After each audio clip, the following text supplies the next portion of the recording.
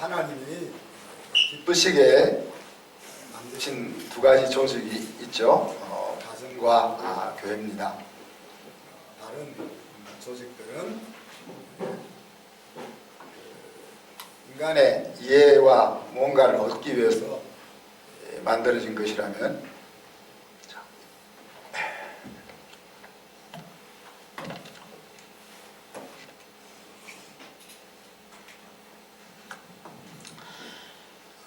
하나님이 기쁜 마음으로 허락하신 공동체가 가정과 교회죠.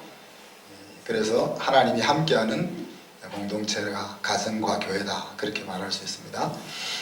그런데 가정이나 교회나 하나님이 주셨던 그 기능을 점점 잃어가고 있죠. 가정이 깨어지고 있다는 이야기입니다. 교회와 가정이 그 하나님이 주신 이유와 목적을 잃어가게 됨으로 말미암아 우리가 인생을 살아가면서 중요하게 이래야 될 이유 하나를 잃어버리는 거죠. 가정은 세상에서 쉬던 영혼이 돌아와서 치유를 받고 또 힘을 얻고 또 다시 세상으로 나가서 싸울 수 있는 에너지를 얻는 곳이기도 합니다. 우리 막내가 이제 작년 8월 달에 이제 다시 미국으로 공부하러 들어갔잖아요. 몰랐는데 이제 코로나 때문에 무서웠던가 봐요. 그래서 들어가기가 싫었는데 이제 우리는 그것도 모르고 잘 가 그러고 보냈거든요. 그런 것처럼 우리가 세상으로 나가려고 할 때 우리에게 두려움이 있을 수 있는 거죠. 근데 그 두려움이 있음에도 불구하고 밀어서 내보낼 수 있게 해주는 것이 이제 가정이다 하는 이야기죠. 근데 교회와 가정이 그런 기능을 점점 잃어가고 있는 현실이 오늘날입니다. 그래서 우리가 지난주에는 특히 내가 아닌 다른 사람이 잘 되는 것에 진심으로 이렇게 손뼉 쳐줄 수 있는 그런 가족 공동체가 필요하다. 다른 사람이 승리하는 것이 마치 내가 승리한 것 같고 내 기쁨이 되고 나의 행복이 되는 그런 곳이 이제 가정인데 그런 교회를 만들어야겠다 하는 말씀을 나누었습니다. 가족됨이 무너지게 하는 행동 중에 시기하는 것이나 사람질하는 것이나 교만해서 다른 사람을 무시하는 이런 일들이 있다 그랬죠. 그런 일들은 주로 어린 아이 때 가지는 우리의 습관이다. 그래서 지난 한 주간 우리가 그 어린 아이의 습관을 다 버려보자 그랬는데 잘 버리시고 왔죠? 바울은 고린도 교회 성도들이 열심히 살았다 하는 것을 사실 인정하고 있습니다. 우리가 고린도전서 13장을 처음 시작할 때 이렇게 이야기하잖아요. 내가 사람의 방언과 천사의 말을 할지라도 사랑이 없으면, 이렇게 말했습니다. 그 말은 고린도 교회 성도들이 사람의 방언과 천사의 말을 할 수 있는 그런 신앙을 가지고 있었다는 것을 의미할 수 있겠죠. 내가 예언하는 능이 있어 모든 비밀과 모든 지식을 알고 또 산을 옮길 만한 모든 믿음이 있어도 라는 말은 뭡니까? 그들이 정말 하나님의 비밀을 아는 지식을 가지고 있고 또 산을 옮길 만한 대단한 믿음이 그들 속에 있었다 하는 이야기 아니겠어요? 그리고 심지어는 내게 있는 모든 것을 구제하고 내 몸을 불사르게 내어줄지라도 했으니까 그들은 아낌없이 구제하고 희생하는 그런 모습이 있었다고 우리가 생각해 볼 수 있겠죠. 그래서 그들 나름대로는 열심히 신앙생활을 하고 열심히 살고 있었다라고 말할 수 있겠습니다. 그럼에도 불구하고 바울은 그들에게 할 말이 있었던 거죠. 그 말은 무슨 의미입니까? 우리가 흔히들 인생을 최선을 다해서 살면 된다, 그렇게 이제 우리 후배들에게 권면하는데 그 말은 맞기도 하고 또 무책임한 말이기도 합니다. 사실 모든 일을 임할 때 자기 힘과 성의를 다해서 하면 되잖아요. 그렇지만 그것으로만은 인생이 부족하다 하는 거죠. 자기 생각대로 짧은 지식대로 최선을 다하는 것이 어떤 때는 자기를 무너지게 만들기도 하고 또 다른 사람을 힘들게 할 수 있다는 이야기입니다. 우리가 무슬림들을 가리켜서 이렇게 이야기합니다. 무슬림들이 다 테러리스트는 아닙니다. 그런데 테러리스트들을 보면 무슬림입니다. 그렇게 이제 우리가 신문지상에서 많이 이야기하죠. 그들은 심지어 자기 목숨까지도 지하드라는 이름으로 드리잖아요. 나름대로 자기들이 믿는 신에 대해서 최선을 다하고 충성하는 모습들을 그들이 가지는 거죠. 근데 그런 충성이 결국은 많은 사람과 많은 가정을 힘들게 한다는 이야기입니다. 일본이라는 나라가 군국주의를 주장하면서 자기 나라의 부흥을 위해서 힘껏 에너지를 쏟아 부었잖아요. 그 결과 우리나라를 위시한 동남아시아 많은 국가들이 심한 고통을 받았습니다. 그래서 사실 최선을 다하는 것이 중요하지만은 최선을 다하는 것만으로는 부족하다는 이야기죠. 그래서 가장 중요한 것은 뭡니까? 최선을 다하는 것보다 더 중요한 것이 있는데 그것은 방향을 바로 잡는 거다는 이야기죠. 방향이 바로 잡혀 있으면은 내가 하고 있는 그만큼이 삶을 풍요롭게 만드는 것이지만 방향이 잘못 잡혀 있으면은 최선을 다하면 다할수록 열심을 내면 열심을 낼수록 자기의 인생과 주변을 힘들게 한다는 이야기입니다. 자, 하나님이 우리에게 주신 여러 가지 방향 중에 중요한 방향이 뭡니까? 사랑하는 가족을 만드는 거죠, 그죠? 우리 가정이 그런 곳이 되게 하고 교회가 그런 곳이 되게 하는 것이 사실 열심을 내고 최선을 다하는 것보다 더 우선되는 방향이라는 이야기입니다. 그래서 우리가 오래 참는 사랑에 대해서도 생각해봤고 사랑질하지 않는 사랑에 대해서도 이야기해봤습니다. 요즘 여러분 집에서 엄마 좀 이상해 평상시처럼 행동해 그런 소리를 좀 듣고 계세요? 사랑의 연습을 하려고 하면 할수록 혹시 실망만 되지는 않습니까? 야, 내가 하면 할수록 어떻게 이렇게 안 되냐. 사실 이제 바울이 우리에게 요구하는 사랑은 어떻게 보면 우리가 할 수 없는 사랑이기도 하죠. 그렇지만 계속 이야기하는 것처럼 하나님이 주시는 빛을 받으면 비출 수 있는 사랑, 그것이 우리가 해야 될 일이다. 그렇게 이제 볼 수 있습니다. 특별히 오늘 여러분과 나누고 싶은 것은 하나님 아니면 할 수 없을 것 같은 사랑의 행동에 대해서 나누고 싶습니다. 5절, 6절 말씀인데 악한 것을 생각지 아니하고 불의를 기뻐하지 아니하고 진리와 함께 기뻐하는 사랑입니다. 악한 것을 생각지 아니한다 할 때 헤아린다 하는 단어를 썼습니다. 헤아린다 하는 말은 우리가 자기 은행 계좌에 돈을 차곡차곡 저축한다 하는 그런 의미예요.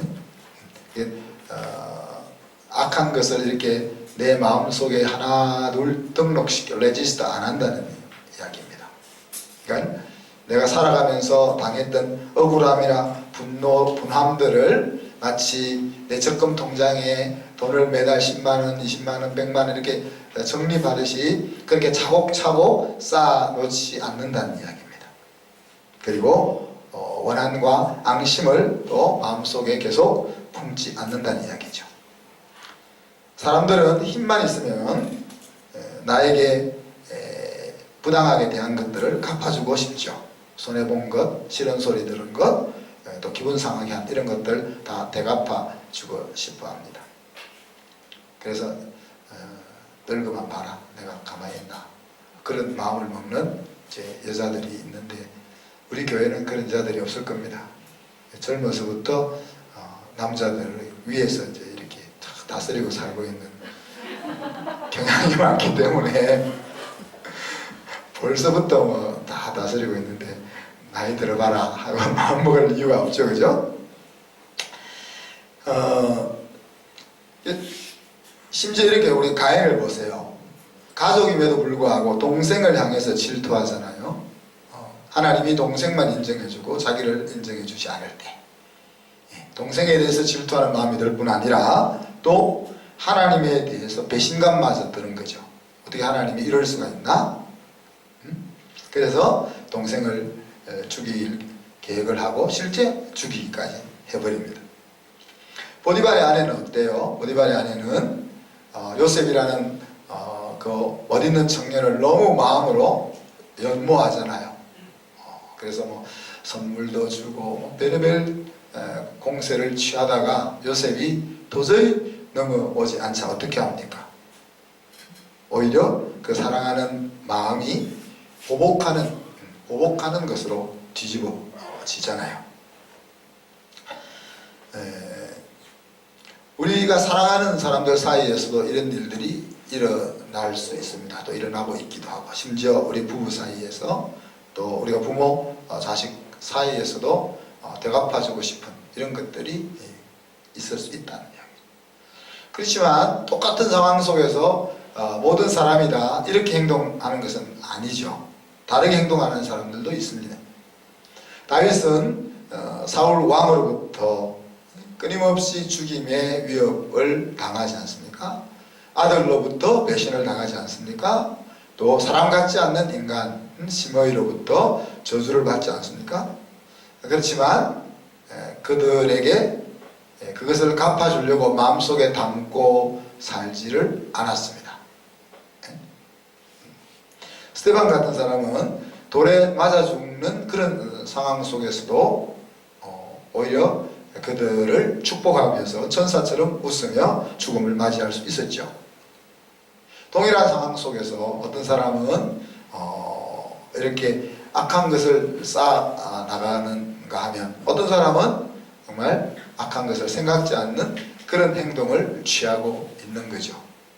그 차이가 어디에 있을까? 여러 가지 우리가 생각해 볼 수 있겠지만, 하나는 나에게 집중하는 것이고, 또 하나는 하나님을 바라보는 것이 중요한 차이가 아닌가 생각을 해봅니다. 하나님은 우리를 향하여 항상 선이시다 그러셨죠. 그래서 우리가 하나님을 떠나면 우리가 언제든지 우리는 가인처럼 보디발의 아내처럼 행동할 수 있는 존재다. 그렇지만 하나님과 함께하면 우리는 역시 다윗처럼 또 스데반처럼 그렇게 행동할 수 있는 여유가 우리에게도 있을 수 있다. 그래서 계산하려는, 항상 이렇게 하면 내가 이익이 될까 손해가 될까 하는 그런 계산하려는 습관, 그것을 뛰어넘을 수 있는 그 힘이 사랑이라 그렇게 말할 수 있는 거죠. 바울은 계속해서 불의를 기뻐하지 아니하고 진리와 함께 기뻐한다 하는 표현을 썼습니다. 여기서 이제 기뻐한다라는 한 동사에다가 두 가지 상반된 내용이 담겨 있게 되죠. 그러니까 하나는 부정적인 부분과 긍정적인 부분을 한 동사 속에서 엮어내고 있습니다. 여기서 기뻐한다는 말은 마음이 흐뭇하다 그런 뜻입니다. 그러니까 내가 어떤 것을 기뻐하느냐, 내가 어떤 것이 흐뭇하냐 하는 것이 내 심령이 어떠한지 하는 것들을 잘 나타내 보여주는 것이라 말할 수 있죠. 나라는 사람은 어떤 자리에 있을 때 마음이 흐뭇하냐 하는 거예요. 나라는 사람은 무엇을 할 때 내 마음이 흐뭇하냐 하는 거예요. 나라는 사람은 어떤 환경 속에 있을 때 마음이 흐뭇하냐 하는 이야기입니다. 어린 아기가 엄마 품에 안겨서 편안하게 쉬고 있는 그 모습 같은 자리가 어디냐는 거죠.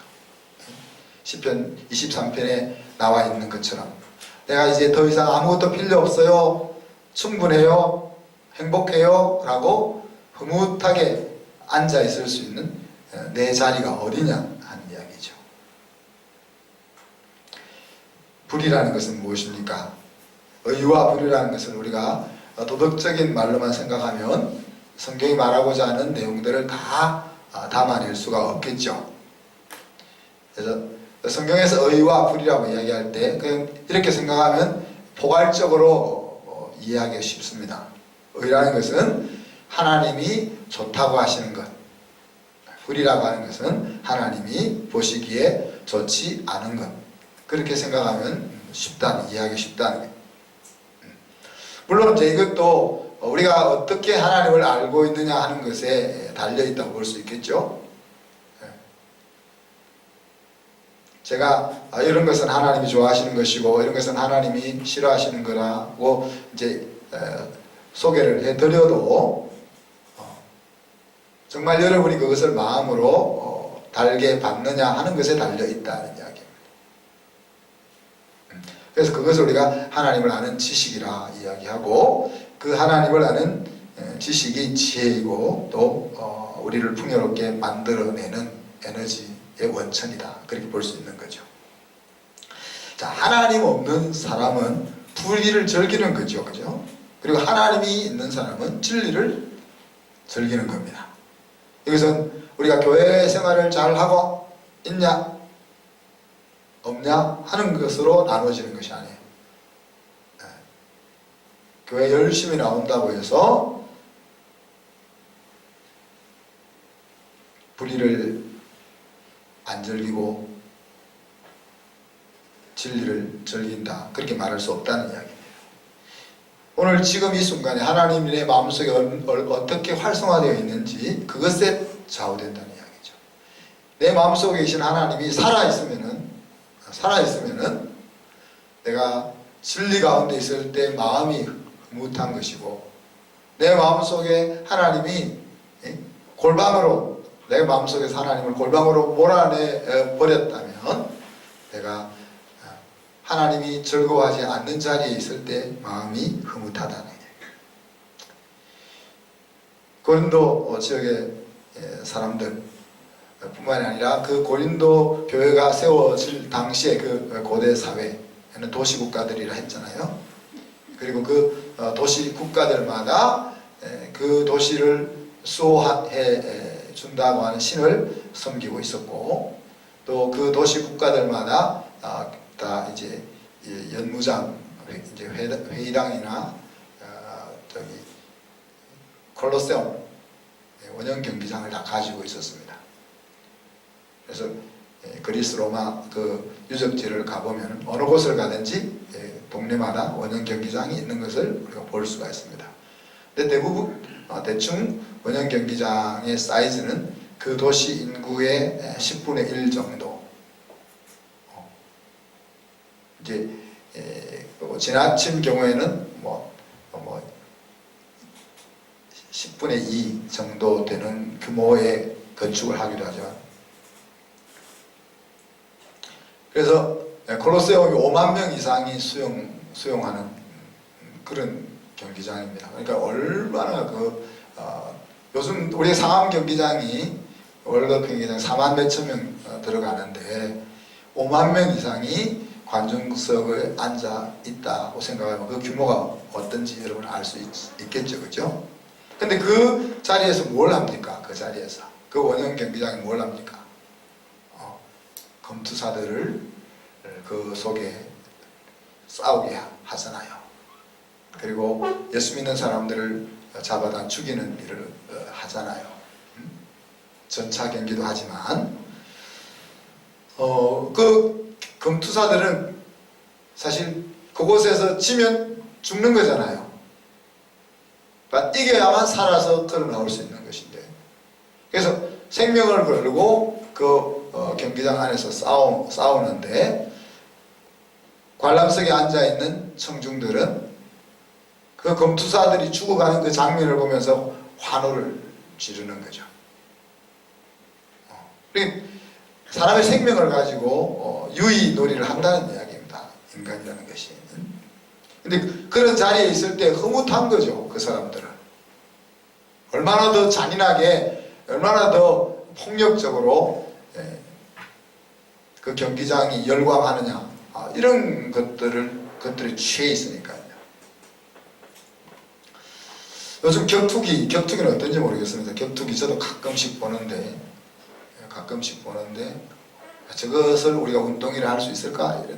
물론 이제 어떤 경우는 이제 인생이 망가졌던 젊은이들이 그런 격투기를 통해서 자기 인생을 찾는 스토리가 또 있기는 하더라고요. 그래서 그냥 무조건 나쁘다 이렇게 버리기는 좀 그런데 근데 너무 안타깝잖아요, 그죠? 근데 그런 것을 보면서 그 격투기장 주변에 보면 아가씨들도 많이 앉아서 막 환호, 피 터져 쓰러지는데 막 환호하는.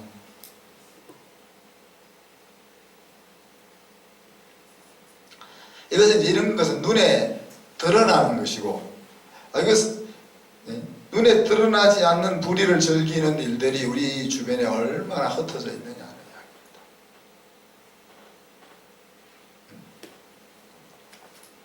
그런 하나님이 좋아하지 않는 곳에 있음에도 불구하고, 하나님이 좋아하지 않는 일을 함에도 불구하고 내 마음이 불편하지 않고 내 마음이 흐뭇해 있지 마라 하는 얘기. 있지 않는 것이 사랑이다 하는 이야기죠. 만약에 여러분이 사랑하는 사람이 그런 자리에 앉아서 입을 벌리고 즐거워하고 있으면 여러분이 어떠해야 된다는 이야기. 내 마음이 힘들어져야 된다. 내가 아끼고 사랑하는 사람이 하나님이 좋아하지 않는 그런 곳에 마음이 빼앗겨가지고 정신을 못 차리고 그렇게 살고 있을 때 우리의 심령심이 안타깝고 답답해야 하는 것이 사랑이라는 이야기죠. 불의를 기뻐하지 않는, 그러니까 하나님이 싫어하는, 하나님 좋아하지 않는 곳에서 마음이 불편하고 이런 것이 이제 수동적인 모습이라면은, 비동적인 모습이라면, 사랑의 능동적인 모습은 뭡니까? 진리와 함께 기뻐하고, 진리가 이루어지고 있는 그 자리에 있으면 내 마음이 흡족하다는 이야기죠. 진리가 승리할 때 내 마음에 즐거움이 되는 그런 것이 사랑이라는 이야기. 내가 손해를 보더라도 하나님의 진리가 실천되어지는 것을 더 귀하게 여기고 그렇게 되기를 간절히 바라는 그런 모습이 사랑이라는 이야기죠. 세례요한은 이렇게 이야기합니다. 나는 쇠하여야겠고 그는 흥하여야 할 것이다.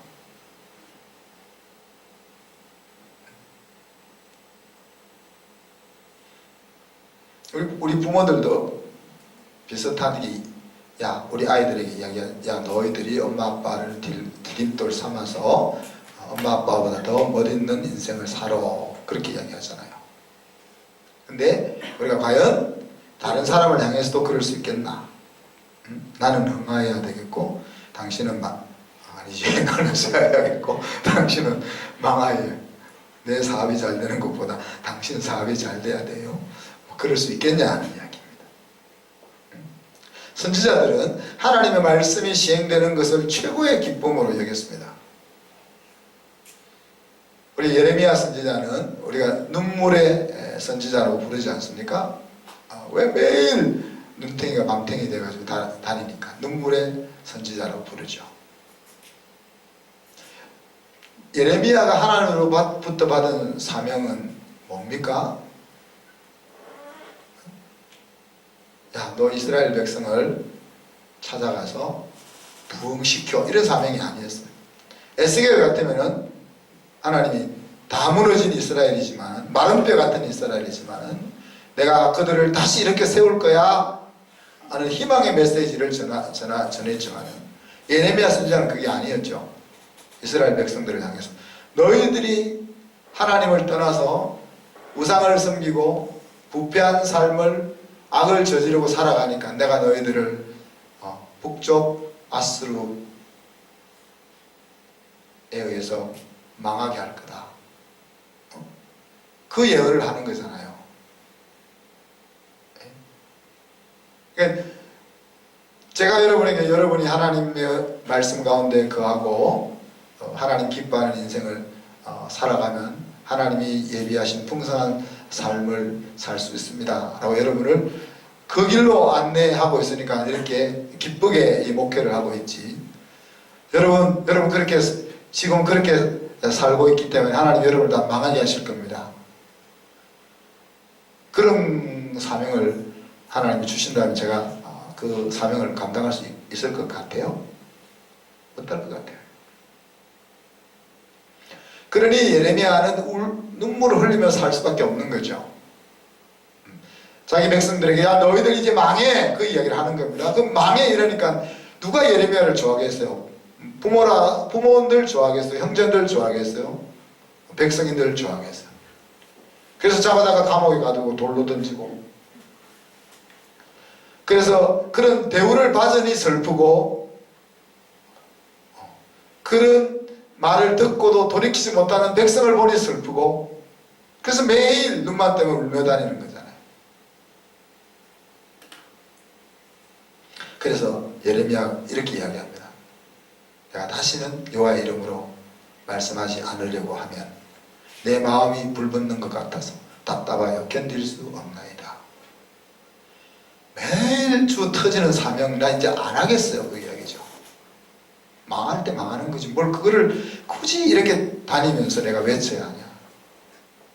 외치면 누가 알아주기나 해, 들어주기나 해, 변화를 하기나 해. 나만 욕먹고 나만 힘들고 하나님 나 이거 안 할 거예요.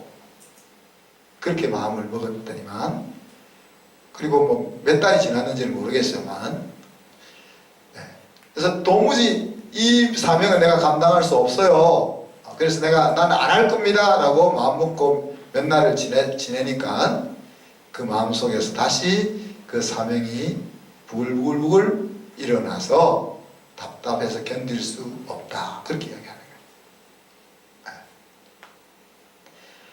자기 사명을 감당하는 것이 자기를 힘들게 하지만은 사실 그 사명의 자리, 진리가 선포되는 자리를 기뻐하는 거예요. 호세아 선지자는 어떻습니까, 여러분? 호세아 선지자.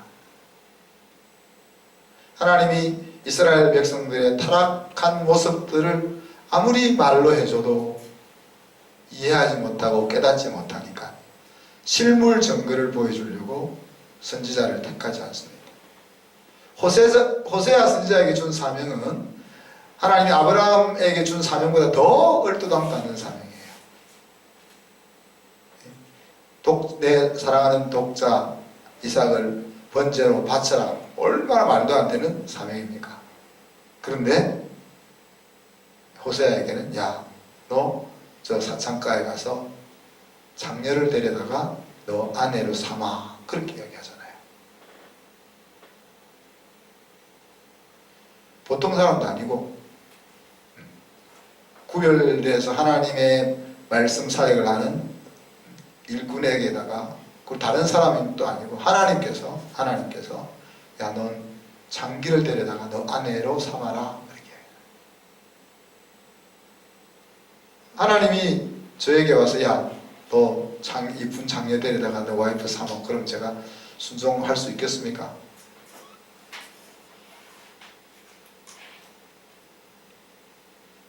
거기에 한술 더 떠가지고 그렇게 데려와서 결혼을 해서 아이를 낳고 살았더니만 이 여자가 또 옛날 생각이 나서 또 도망가서 다른 남자랑 눈이 맞았잖아요.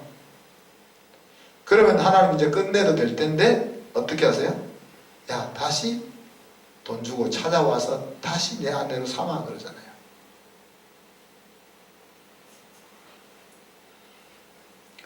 이런 일들은 사실 받을 만한 일들이 아니지 않습니까?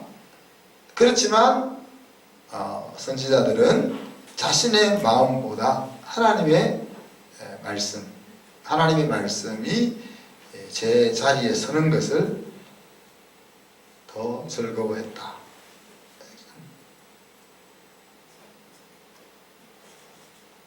이런 삶의 모습이 있는 곳에 희망이 있을 것입니다. 고린도 교회가 분파로 나누어질 때 그들 속에서 진리는 점점점 약화되어졌겠죠. 진리보다는 누가 내 편이냐? 응? 누가 나를 반대하지? 하는 것에 마음을 더 쓰게 되는 겁니다. 그래서 내 생각과 다르고 내 의견에 동의해 주지 않으면은 원수로 돌리고 하는 그런 일들이 일어나는 거죠. 불의를 반대하고 진리 편에 서는 것이 오늘 사랑이다, 그렇게 이야기합니다. 하나님이 좋아하시는 싫어하시는 것을 거부하고 하나님이 좋아하는 것 편에 서는 것이 사랑이다, 그렇게 이야기합니다. 나에게 이익이 된다, 나에게 이익이 되지만 그러나 다른 사람에게 해가 된다면 그것을 거부하는 것이 사랑이라는 거예요. 그죠? 나에게 손해가 될 것 같지만은 말씀 편에 서 있는 사람의 손을 들어주는 것이, 그 편에 서는 것이 사랑이다, 그렇게 이야기하는 거죠. 마음을 비우지 않고 어떻게 진리와 함께 기뻐할 수 있겠습니까? 우리가 하나님을 만나지 못하고서 어떻게 이런 사랑을 할 수가 있겠습니까? 하나님의 사랑을 매일매일 새롭게 경험하지 못한다면 어떻게 이런 일들이 가능할 수 있겠습니까?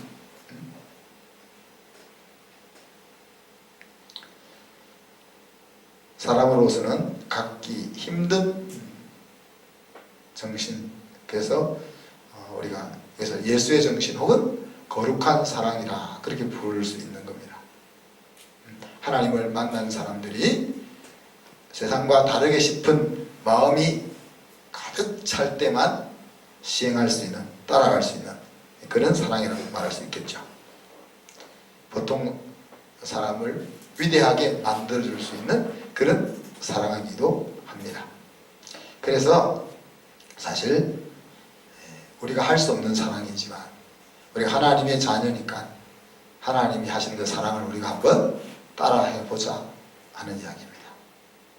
따라해보자, 이렇게 마음이라도 한번 먹어보자, 흉내라도 내면서 그렇게 따라가면 하나님께서 정말 그 사랑을 내 것이 되게 해주지 않겠냐, 그렇게 기대하는 거죠. 철이 철을 날카롭게 하는 것처럼 친구가 친구의 얼굴을 빛나게 한다 했잖아요. 우상을 섬기는 사람들과 같이 어울리거나 우상을 섬기게 되면 어리석어진다 그랬죠. 반면에 하나님과 함께 살고 하나님과 동행하는 사람들과 어울리게 되면 생각과 행동하는 것이 하나님을 닮아가게 되겠죠. 자, 오늘 말씀에 따르자면 우리가 인생을 살아오면서 힘들었던 것들, 그것들을 우리가 적금 통장에 저축하듯이 하나하나 쌓아두지 말자는 겁니다. 나를 힘들게 했던 사람들, 그 힘들었던 했던 사람들을 기억하지 말자. 언젠가는 갚아줘야지 하는 생각들을 접자 하는 이야기입니다. 그것이 사랑이다. 그리고 하나님이 좋아하시지 않을 것이라 여겨지는 것들은 그냥 거부하는 것이 사랑이다. 앞뒤를 생각하지 말고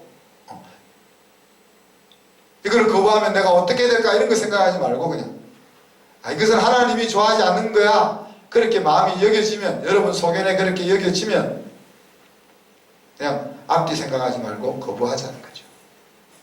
또 하나님이 좋아하실 일들이라고 생각이 되면 무작정 행동에 옮겨보자는 겁니다. 일평생 하기가 어려우면 이번 한 주만이라도 우리가 하나님만 할 수 있는 이 사랑을 한번 실천해 볼 수 있기를 바랍니다. 말씀 생각하면서 우리 같이 한번 1, 2분 동안 기도합시다. 하나님 사랑을 따라하는 한 주가 되게 해주시옵소서. 1, 2분 동안 기도하겠습니다.